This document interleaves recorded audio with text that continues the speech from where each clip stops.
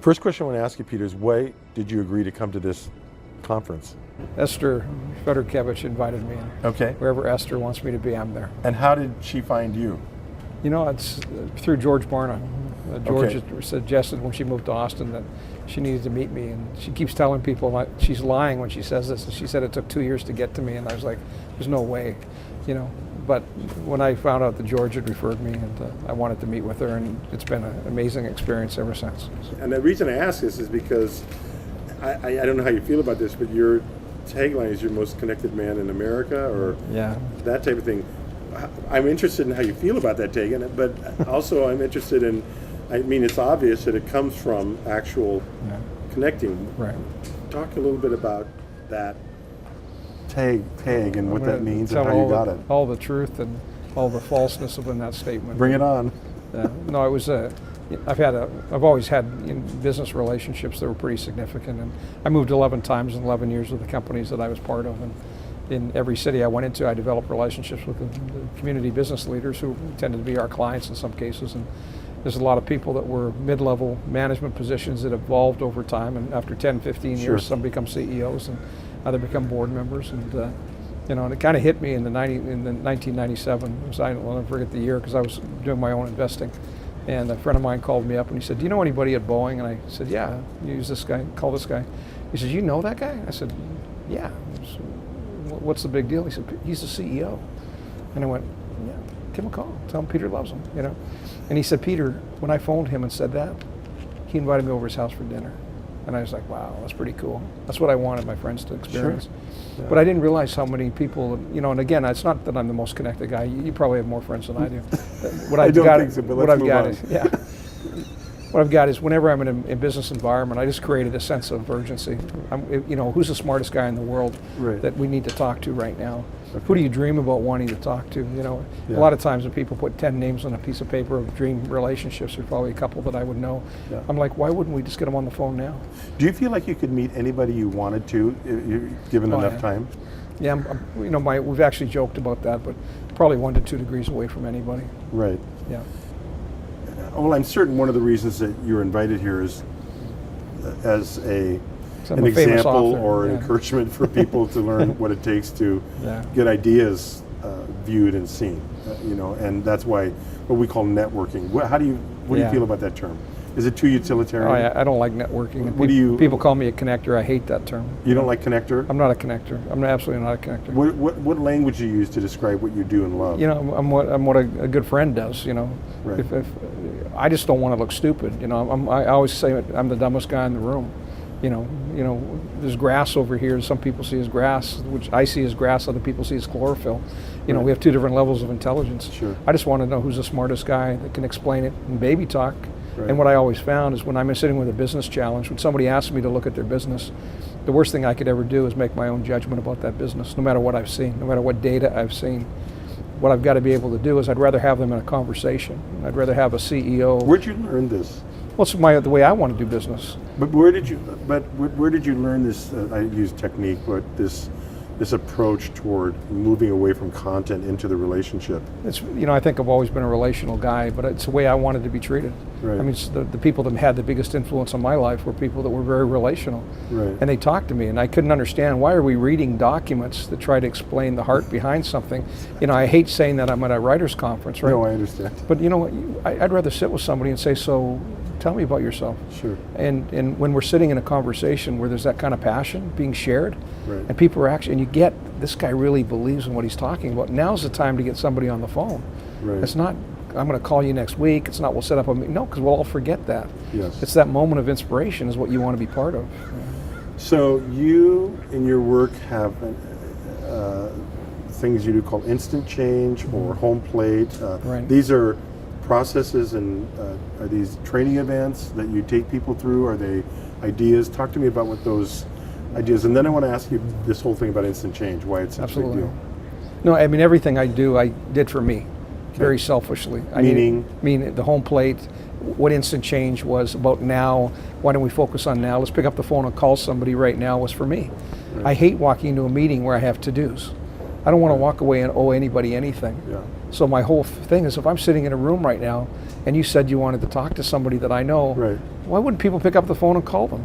Right. And people say, Well, well, we're afraid, Peter, obviously. well, right? you know, but you have dear friends you could call in the middle of I'd your be happy to call them for you. And but we're afraid of being rejected. How do you- That's the secret. It's the Okay. first 30 seconds is the most important. Talk to me. How, What does how that do you get mean? through that first 30 seconds? And what happens is when you're that gatekeeper, I always say people need agents. Yep. Everybody needs an agent. I don't know why people walk in and have to stand up and share who they are. Right. I'd rather have somebody as a warm referral. Sure. I never, when I sit in a room with my friends, I want to be the person introducing them.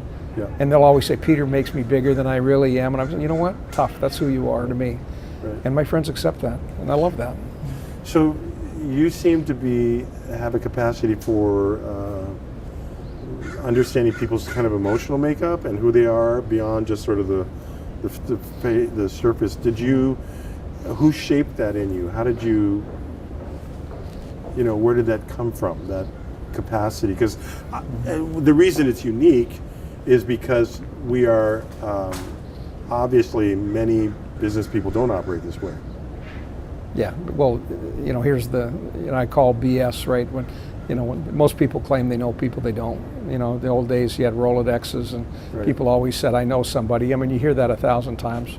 And it's a common sense for me. I always would sit back and think, if you really know somebody, why wouldn't you call them? I just don't get that. And why wouldn't you? And what I was doing was actually, for me, was very scary. I'm going to phone somebody in the middle of a day, no plan, at a very high level, and I'm going to see if they'll answer the phone. This is something you did. Absolutely. I do it all the time. You still do it. I still do it. I love it. I can't. You do it because it's a discipline? It's because I want, if you're saying, you know what, if I could only get to the CEO of Walmart, right? Well, we can, And the next thing is I'm sitting here going, if you're a person I respect, and I wouldn't be probably sitting with you if I wasn't. Sure. Or if I wouldn't have been referred by somebody that was very significant to me. Right. I know I'm not sitting with an idiot. Right. And I'm sitting with somebody that I can get in 2 seconds if they're a understand. good communicator, Yeah. if they got the presence of somebody I'd want to introduce. Right. But, the number one thing we all deal with is perception. Right. Perception is the number one issue. So I want to do our perception of what's everything. going on. It's everything. Yeah. It's people's perception of you, of me, of Right. what we're saying. Are we Right. relevant? Are we not Right. relevant? And we deal with that every day. And if I can get that perception thing out of the way, hey, I'm going to call somebody and say, I want to introduce you to a friend of mine. He's got a really interesting idea. I would love you just to validate the perception of that idea. We're not going to take any more than a couple of minutes. How do you keep people away from your door, your porch, knocking on your door saying, I have a great idea? Oh, I get 1,000 of them a year. I mean, I do. What do you do? How do you vet all as that? long as it's been referred by somebody I respect, Okay. then I'm willing to sit down with them. Okay. And I really believe over the last 15 years, I don't think there's anybody that sat with more people one-on-one and listened to them talk about their dreams. And they're all amazing people. And I love it. And I always You don't get tired. Oh God, I love listening. Because you know what, every one of those things, you start to create you can connect dots very quickly. Sure. I hear something, you need to meet a guy over there who's talking about the very same thing, but he's missing a little bit that you've Sure, got. absolutely. Then you can put 3 or 4 things together, and that might be the one thing that matters, Right. Very interesting. Yeah. Okay, I want to get back to this instant change thing because there's different philosophies of change and theories and just as the way it works. The idea of instant change is very attractive. And we'd all like to say, oh yeah, I'm going to do that. But we tend to get into this long-term thing. I'm going to work things out, big plans. So do you even believe in strategic plans, 5-year plans, 10-year plans? No, not really. You don't? No. I believe there's long-term strategy, Okay. but it's got to turn into action at some point, and why not right now? Okay. That's the difference. I want it to be right now. And I scare a lot of people because they don't want to move that fast. They're not planning for that. If I'm Right. sitting with a group of executives and I have the board of a company and I've got all of the executive team in a room, why can't we pick up the phone and call somebody? You said you want to do business with that company and I know the CEO, why don't we have a conversation now? Right. And it puts everybody on the spot. Yeah. And what I realize is most people, when I see a guy at the end of the table that calls himself a CEO that doesn't want to have that phone call because he doesn't know what to say, You've seen this? oh, I've seen them freeze. I've seen them say, I dream about this and I make that happen, and they go, people you read about in magazines. Sure. It's embarrassing. And I'm literally, are you kidding me? I've seen people say, stop. Let's get our marketing guys in. Let's get a PowerPoint presentation. We have a new vision statement. What is it? I'm like, are we really kidding me? Wow. This is a heart-to-heart conversation. That's why I call them fireside chats. This is not anything. This is safe. Right. You're not going to be What judged. roles does your faith play in all this? How does it fuse or energize? Well, when I started this, I didn't believe it. I wasn't a Christian. Yeah. But what I believe now, and I was sharing with some friends of mine at dinner tonight. Yeah, tell me about that. What do you believe? Well, I knew that God was somewhere in my life.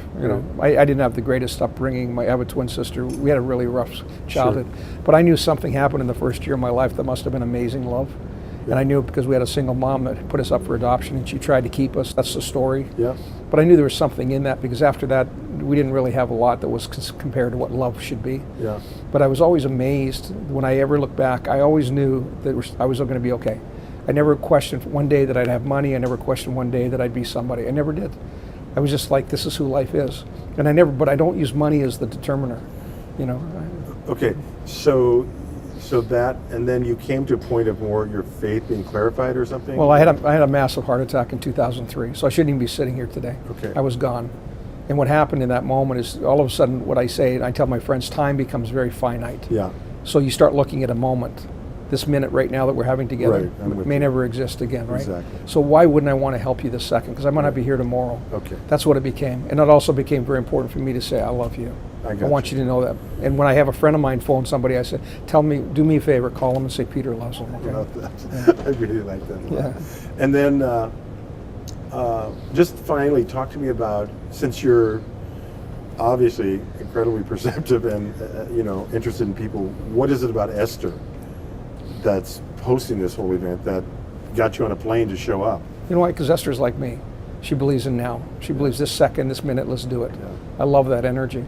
And there's too many other people that are just wanting to do things right and figure things out and worry about, what legal's going to say. And you know what? We don't know. Why wouldn't you share? And this is what I don't understand. I mean, I deal in a world of attorneys. Okay. I keep bugging my attorney. I keep saying, I remember Ross Perot saying once, he said, we have 99% of the world's attorneys. We should be paying a penny a minute for an attorney, or a penny an hour. Right? Remember that? I like that. Yes, I do. So I'm sitting here. So my attorney keeps saying, I hate it when you say that. We're not a penny an hour. But based on Exactly. laws of supply and demand, right? So I'm sitting. So we live in a world where I think I got an idea that you don't. I shouldn't be sharing it with you, and it's my idea and it's confidential. Right. You know what? Give me a break. Right. I can't tell you the number of times that I've had people say, please sign a non-disclosure agreement. This is years ago. Right. And I sign a non-disclosure, and they don't share anything that's confidential. Right. I'm going, what did we just sign an agreement for? Really? I mean, what is it that was confidential? Well, that's not confidential. Yeah. They don't even know what confidentiality is. Right. And my whole thinking was that I'd rather be at the infancy of an idea. Right. My friends know that, and that's what I've said. I said to friends of mine, you'll never be able to afford me. Yes. But I know you can at the stage of your growth, or where Right. you are financially. I don't care. Right. I want to help you, but I'd rather help you figure out, is this the right path? Yeah. And I can do that in a phone call. Yeah. And I can give you 3 or 4 names. You go away, Peter loves you. Right. Come back. They'll all tell me whether they think it's a good idea. Right. They'll tell me what they think of you. Exactly. That's what I want. Exactly. Excellent. Thank you so much. Thank It you. was a pleasure. We have a lot more to talk about. We do. Thanks. Appreciate it.